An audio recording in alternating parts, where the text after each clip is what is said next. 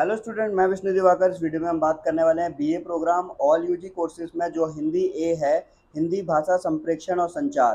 तो अभी जो है लास्ट टाइम हमने वीडियो बनाई थी हिंदी सी की, यानी कि हिंदी गा की सारी वीडियोस हम लोगों ने कंप्लीट कर ली है।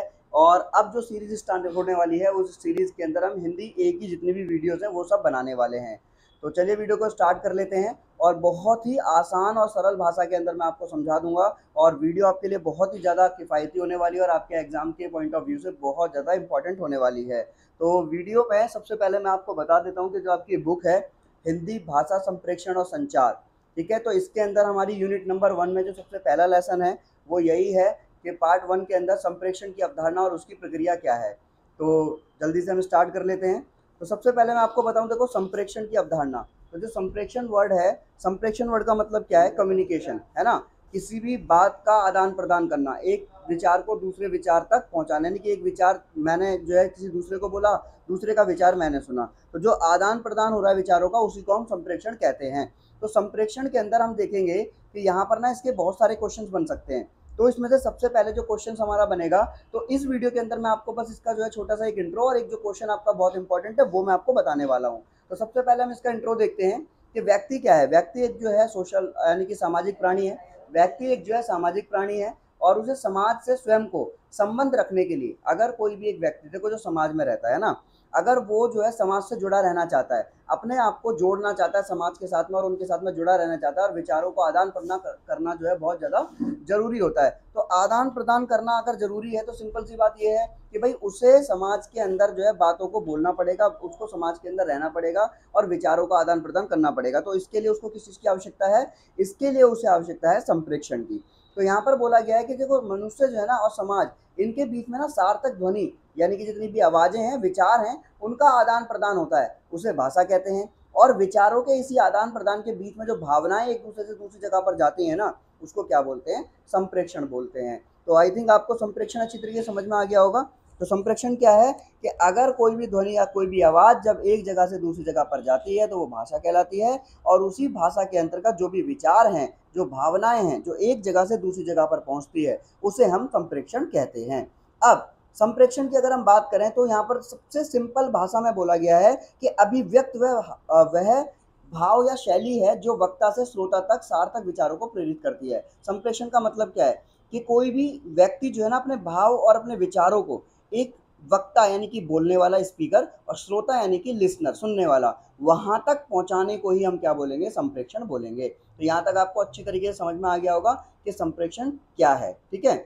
और अगर हम थोड़ा आगे भी देखने की कोशिश करें तो वक्ता की भाषा कितनी ही सरल, सहज या भावपूर्ण क्यों ना हो, अगर वह श्रोता से संबंध स्थापित नहीं कर पाती तो उसे असफल संप्रेषण ही कहेंगे, मिस कम्युनिकेशन कहेंगे। अगर मेरी बात आप तक पहुंच ही नहीं रही है, आप मैं कितना भी सरल सहज तरीके से बता रहा हूं पर आप समझ ही नहीं पा रहे, तो इसका मतलब कम्युनिकेशन नहीं हो पा रहा है।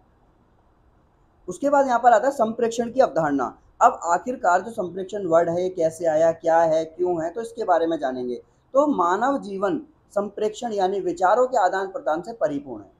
आज मनुष्य के जीवन की अगर हम बात करें तो बिना आदान प्रदान, बिना संप्रेषण के हमारा जीवन जो है वो अर्थपूर्ण है, उसका कोई अर्थ ही नहीं है। तो अगर देखा जाए तो कभी ना कभी, कभी प्रत्यक्ष तौर पर तो कभी अप्रत्यक्ष रूप से जो है ना हम लोग कम्युनिकेशन करते ही रहते हैं, यानी कि हम संप्रेषण करते ही रहते हैं, ठीक है। अब संप्रेषण शब्द की उत्पत्ति कैसे हुई है? तो देखो सम जमा प्रेषण यानी कि इनके योग से हुई है। अब यहाँ पर जो सम है यानी समान रूप से, ठीक है, इसका मतलब होता है समान रूप से, पूरी तरह से। और प्रेषण का का मतलब होता है आगे भेजना यानी कि अग्रसर करना। तो कहने का मतलब क्या है कि समान रूप से किसी चीज को आगे भेजना या फिर अग्रसर करना ही क्या कहलाएगा? संप्रेषण कहलाएगा। और इन्हीं दोनों शब्दों से मिलकर क्या बना है? संप्रेषण बना है। तो यहाँ पर आपको अच्छी तरीके से समझ में आ गया होगा। तो देखो बहुत अच्छी तरीके से आपको क्लियर हो रही होंगी ये सारी बातें, जितना मैं आपको बता रहा हूँ यही आपको जो है अपने एग्जाम्स में लिखना है और आपको पूरे नंबर मिल जाएंगे। उसके बाद में हम यहाँ पर देख लेते हैं कि संप्रेषण शब्द जो है ना वो कैसे कैसे आया, इसकी डेफिनेशन को हम किस तरीके से एक्सप्लेन करेंगे वो दिखाते हैं। देखो संप्रेषण की अगर हम बात करें तो ये जो ना अंग्रेजी में एक वर्ड है कम्युनिकेशन, जो मैंने आपको अभी बताया था। तो कम्युनिकेशन की जो उत्पत्ति हुई थी, यानी जो कम्युनिकेशन वर्ड है ये कैसे आया? ये एक लैटिन भाषा से आया। लैटिन का एक वर्ड है कम्युनिज्म। कम्युनिज्म का मतलब क्या होता है? इसका मतलब होता है टू शेयर या टू ट्रांसिट या टू एक्सचेंज, यानी कि किसी भी चीज़ की भागीदारी करना, किसी भी चीज़ को एक जगह से दूसरी जगह पर पहुंचाना, या फिर किसी भी चीज़ का आदान प्रदान, लेन देन करना। तो यदि हम टू शेयर, टू ट्रांसमिट और टू एक्सचेंज के अर्थ को देखें तो पता होता है कि टू शेयर का मतलब है कि कोई भी भागीदारी यानी किसी को अपने भाव और विचारों से अवगत कराना, एक जगह से दूसरी जगह पर उस चीज को पहुंचाना, उसे हम क्या बोलेंगे, संप्रेक्षण बोलेंगे। तो यहाँ पर आपको अच्छी तरीके से समझ में आ गया, इसमें से बस आपको इतना ही समझना है, ठीक है, इतना काफी है। उसके बाद अगर हम देखें यहाँ पर, तो इतना समझने के बाद मैं आपको बता देता हूँ यहाँ पर कि दो चीज़ें आपको बहुत याद रखनी है। आंसर लिखते समय आपको किसी भी राइटर के बारे में जरूर लिखना है, जिन्होंने भी यहाँ पर जो है विचार दिए हैं, अपने इन विचारकों के बारे में लिखना है। जैसे यहाँ पर लुइस ए एंगर एलन ने यहाँ पर कुछ बताया है कि वो संप्रेषण को बहुत महत्वपूर्ण मानते हैं। उन्होंने यहाँ पर बोला कि communication is the sum of the things one person does when he want to create understanding in mind of another. कि देखो संचार क्या है, उनका आशय ये था कि समस्त साधनों से जिनके द्वारा एक व्यक्ति अपनी विचारधारा को दूसरे व्यक्ति के मस्तिष्क में डाल दे, है ना, या डालने के लिए, उसे समझने के लिए अपनाता है, उसी को हम कम्युनिकेशन कहते हैं। आगे उन्होंने बोला कि it is a bridge of meaning. ठीक है, ये क्या है, शब्दों का एक मतलब अगर हम बात करें कि it is a bridge of meaning का मतलब है ये वास्तव में दो व्यक्तियों के मस्तिष्क के बीच की खाई को एक पाटने वाला एक सेतु है, यानी कि ब्रिज है, जो कि एक जगह से दूसरी जगह पर चीजों को लेकर जाएगा। इट इन्वॉल्व, और इसके अंदर क्या क्या चीजें जुड़ी हुई है, इसके अंतर्गत क्या क्या आता है, systematic and continuous process of telling, listening and understanding. और इसके अंतर्गत जो है सुनने, समझने और वैज्ञानिक प्रक्रिया को सदैव चलाने वाली जो चीजें इसके अंदर आती है। ठीक है, उसके बाद में हम देखें यहाँ पर एक और जो हमारे राइटर्स हैं, चार्ल्स, इन्होंने क्या बोला है, इन्होंने कहा कि communication is the broad field of human interchange of facts and opinion and not the technologies of telegraph, radio and the like. अब उन्होंने क्या बोला कि जो संप्रेषण है ना, इसका मतलब सिर्फ इतना नहीं है कि वो एक छोटा सा क्षेत्र है, यानी कि वो बहुत बड़ा क्षेत्र है, जिसके द्वारा क्या होता है कि मानव जो है ना वो अपने जितने भी फैक्ट्स हैं, जितने भी तथ्य हैं और जितने भी सम्मतियां हैं, यानी कि जो ओपिनियंस होते हैं, इनका आदान प्रदान करते हैं। ठीक है, टेलीफोन हुआ, तार यानी कि तार जिसको बोलते हैं, रेडियो हुआ, ठीक है, और ये जो क्या कहते हैं आपका टेलीग्राफ हुआ, इस प्रकार की सभी तकनीकों का साधन जो है संप्रेषण नहीं होता है। संप्रेषण ये अलग है, ये तो उसका माध्यम है, पर संप्रेषण क्या है कि अपने विचारों का आदान प्रदान कर रहे हो, तो वो क्या हो रहा है, संप्रेषण हो रहा है। तो आप सिर्फ दो परिभाषा कर लीजिए, और दो परिभाषा करना आपको बहुत जरूरी है, क्योंकि आप दो परिभाषा यानी कि दो राइटर्स के नाम लिखोगे तो आपको नंबर अच्छे मिलेंगे। इतना करने के बाद आपके सामने क्वेश्चन आएगा। अब वो क्वेश्चन किस तरीके रहेगा कि भाई संप्रेषण से आप क्या समझते हो, संप्रेषण के तत्व बताइए। तो ये बहुत इंपॉर्टेंट क्वेश्चन है। इस वीडियो में मैं आपको सिर्फ यही क्वेश्चन बताने वाला हूँ, और इसको आप अच्छी तरीके से समझ लीजिए कि संप्रेषण की अवधारणा को समझने के लिए संप्रेषण के तत्वों की बात करना बहुत जरूरी है। अब तत्व कौन कौन से हैं, तो इसमें ना जो तत्व बताए गए हैं, तो देखो 1 2 3 4 5, ये 5 तत्व बताए गए हैं। ये 5 तत्व कौन कौन से हैं, सबसे पहले स्रोत यानी कि संप्रेषक। अब संप्रेषण प्रक्रिया में संप्रेषण का आरंभ संप्रेषक है, यानी कि स्रोत है, ठीक है, कोई भी सोर्स। तो संप्रेषण में संप्रेषण हेतु संप्रेषण की प्रवीणता, प्रवृत्ति, सामाजिक सांस्कृतिक व्यवहार का ज्ञान होना चाहिए।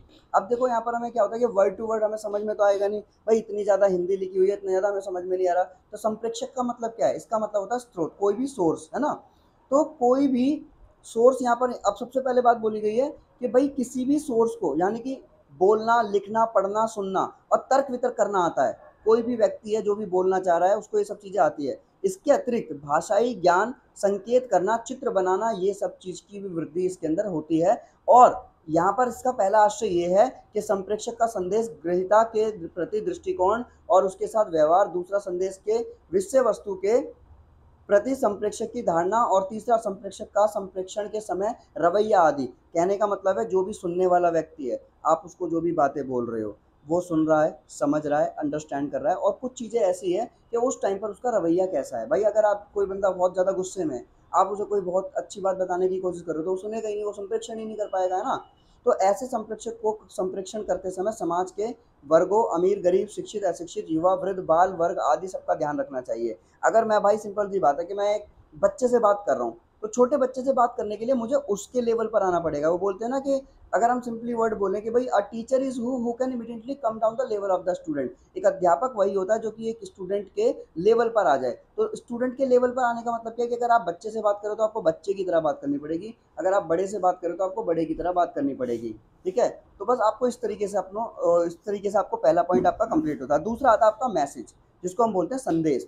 अब संप्रेषण प्रक्रिया के अंदर जो है संप्रेषक जो है, जो भी संदेश को पहुंचा रहा है, वो कुछ ना कुछ कहना चाहता है, जो कि श्रोता के समक्ष वह सब उन सब बातों को रखना चाहता है, वो संदेश होगा जो भी वो पहुंचाना चाहता है। अब संदेश की जो रचना है, यानी कि संदेश जो डेवलप होगा वो कैसे होगा, जो इसके जो कुछ तत्व हैं वो कौन कौन से, सबसे पहले संदेश की विषय वस्तु, कि भाई ऐसा मतलब उस मैसेज को आप कैसे पहुंचाना चाह रहे हो, क्या है वो मैसेज, है ना, उसकी विषय वस्तु क्या है, संदेश का विवेचन किस प्रकार करना है, किस तरीके से उसको एक्सप्लेन करना है, संदेश किस माध्यम द्वारा पोषित करना है, कि भाई वो जो संदेश है वो कैसे जाएगा, टेलीग्राम के द्वारा जाएगा, टेलीफोन के द्वारा जाएगा, टीवी के द्वारा जा रहा है, रेडियो के द्वारा जा रहा है, तो ये भी जरूरी है।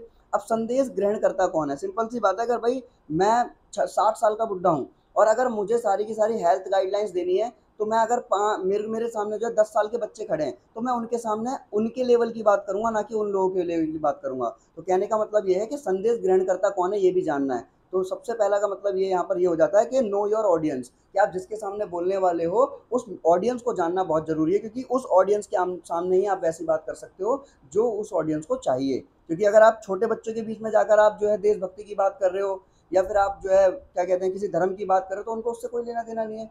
या फिर आप बड़ों के बीच में जाकर किसी गेम्स की बात कर रहे हो, फ्री फायर और ये, तो उनको कोई लेना देना नहीं है। तो आप कभी भी अपने मैसेज को डिलीवर कर रहे हो, तो संदेश डिलीवर करने से पहले आपको ग्रहण करता कौन है इस चीज़ का ज्ञान करना बहुत जरूरी है, यानी कि नो योर ऑडियंस फर्स्ट, अपने अपने ऑडियंस को जानना है।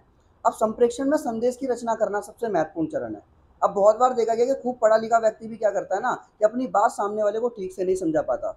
जैसे बोलते हैं ना दैट आई नो एवरीथिंग, है ना, I know everything but somehow it happen that I don't know how to say it, है ना, I know what I want to say but I don't know how to say it. ये problem आती है कि मुझे पता तो है मैं क्या कहना चाहता हूँ, बट मुझे ये नहीं पता मैं इसे कैसे कहूँ। तो सबसे बड़ी प्रॉब्लम यही होती है कि संप्रेषण में जब संदेश की रचना होती है, तो उस समय हमारे सामने यही प्रॉब्लम आती है कि there are many educated people, पढ़े लिखे लोग होते हैं, पर वो अपनी बात को ठीक से सही से सामने वाले को नहीं समझा पाते।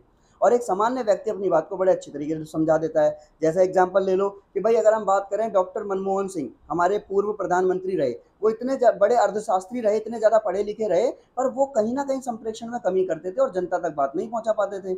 अब वहीं अगर हम बात करें at present our honourable prime minister Narendra Modi, अगर नरेंद्र मोदी की बात करें तो वो ज़्यादा पढ़े लिखे भी नहीं है, पर वो बस एक ही बात बोलेंगे मित्रों भाइयों, और हम लोगों को सब बातें समझ में आ जाती है। क्यों? क्योंकि वो संप्रेषण करना जानते हैं, उन्हें पता है कि किस लेवल पर और कैसी बातें करनी है। तो कहने का मतलब ये है कि संप्रेषण करने के लिए किसी भी पढ़े लिखे व्यक्ति की आवश्यकता नहीं होती, बस एक ऐसी सोच की आवश्यकता होती है कि आप सामने वाले को वो मैसेज पहुंचा सको। तो आई होप आपको यहाँ तक समझ में आया होगा कि संदेश कैसे पहुंचाना है। फिर आता है आपका माध्यम यानी कि मीडियम। अब किसके द्वारा संदेश पहुंचेगा? तो संप्रेषण प्रक्रिया में वक्ता और श्रोता, वक्ता यानी कि जो स्पीकर है और श्रोता यानी कि जो लिसनर है, ये जो है इन दोनों के बीच में क्या करता है, सेतु का कार्य करता है, यानी कि ब्रिज का कार्य करता है। अब इसके अंदर बताया गया कि संप्रेषण किस प्रकार से अपने संप्रेषित संदेश को सामने वाले तक भेजता है, वो किस तरीके से जो है वो एक जगह को, एक चीज को जो दूसरी जगह पर भेजता है। अब इसके अंदर देखो वो बोलकर भी उस चीज को भेज सकता है, लिख कर भी भेज सकता है, ईमेल कर भी भेज सकता है, वेबसाइट से भी भेज सकता है। तो बहुत सारे means there are multiple ways कि आप कोई भी मैसेज एक जगह से दूसरी जगह पर भेज रहे हो, तो उसके आपके तरीके हैं, अलग अलग तरीके से आप कैसे भेजना चाहते हैं, ठीक है। और उसके लिए कौन सा माध्यम उपयुक्त रहेगा, आप उस चीज को देखते हुए जो है उपयोगी तक अपना संदेश भेजोगे। उसके बाद में आता है आपका ग्राह्य लक्ष्य। तो इसमें देखो क्या होता है, इसमें फाइनली क्या है कि जो भी आपने अपना जो मैसेज जो है पूरा का पूरा इकट्ठा किया, उस मैसेज को आप जब पहुंचा रहे हो तो उसका टारगेट क्या है। संप्रेषण प्रक्रिया में संप्रेषक जिसे अपना संदेश पहुंचाना चाहता है वह संदेश ग्राही या लक्ष्य कहलाता है, यानी कि उस तक वो लक्ष्य पहुंच जाता है, वो संदेश पहुंच जाता है। अब ग्राही केवल एक व्यक्ति, वर्ग या फिर पूर्ण समाज भी हो सकता है कि मैं सिर्फ एक इंडिविजुअल व्यक्ति की बात कर रहा हूँ या फिर एक वर्ग की बात कर रहा हूँ, हो सकता है मैं पूरे समाज को ही कोई मैसेज देना चाहता हूँ। तो ये सब चीज़ें इसके अंतर्गत होगी, और ग्राही संप्रेषक के जितना समरूप होगा उसी मात्रा में संप्रेषण के प्रभावी होने की संभावना बढ़ जाती है।